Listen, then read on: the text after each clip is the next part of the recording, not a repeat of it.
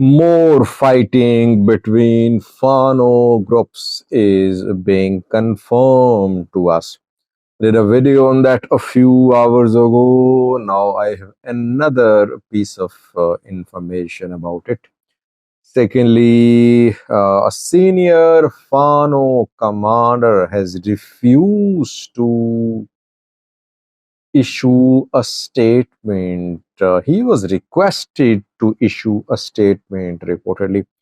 Secondly, since yesterday, Ethiopian Birr is in the news. An international news source spoke about the strength of Ethiopian currency. Welcome to my views and news. Thanks for watching. Good to be with you. Let's have a quick look at what Bloomberg reported yesterday. Bloomberg yesterday reported that Ethiopian currency Birr is one of the lowest performing currencies in Africa in 2026. This currency's value against dollar decreased over 3%, decline ongoing despite the fact that the government is spending billions of uh, bids to stabilize the price. The birr is falling against dollar. This fall began in 2024 when Ethiopian Prime Minister introduced macroeconomic reforms. He liberalized foreign exchange rates. Before these reforms, the Ethiopian government financial institutions used to determine the price of birr against dollar. Though those prices were not real prices. I mean, in 2024, price of dollar, official price of dollar was 57 birr per dollar.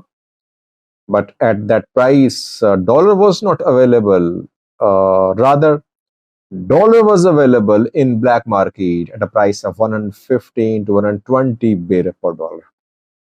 Government introduced macroeconomic reforms because that is what international uh, business entities, European countries wanted, US wanted that because they wanted to invest in Ethiopian profitable sectors of economy.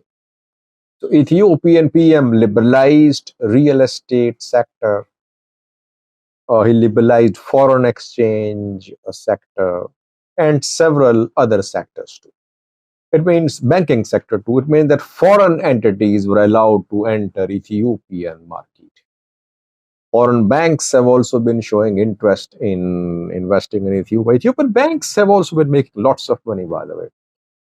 I wrote an article on News Addis a few weeks ago about the record profit made by Ethiopian banks in 2025-26 fiscal year.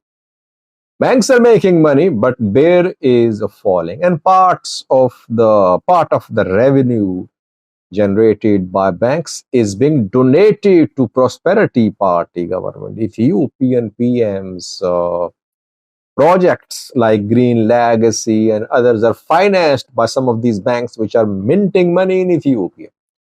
So the liberalization of foreign exchange market led to start of depreciation in the value of birr against dollar.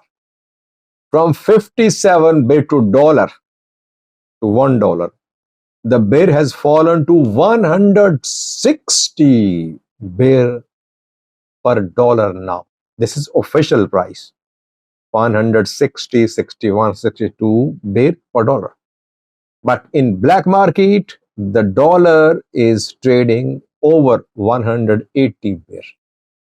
And it could easily reach 190 or 200 birr per dollar to the end of this year.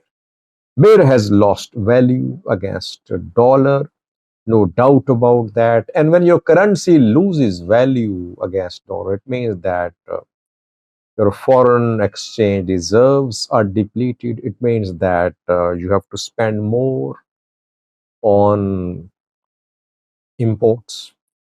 Why is birr still falling against dollar? Well, some people say when there is need for dollar, when there is demand for dollar, and your country is making progress, you import a lot, there is always pressure on your currency.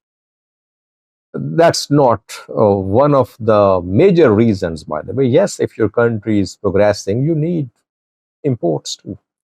Without imports, how can you progress uh, in industrial and other sectors?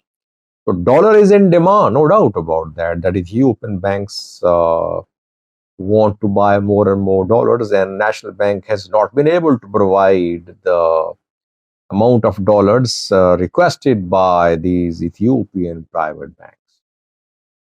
But if your exports don't increase significantly and your import bill continues getting bigger, it would mean that your economic progress is not producing the right results. That is why I think Ethiopian leaders leading economy, they'll have to ensure that at least birr is stable at some price.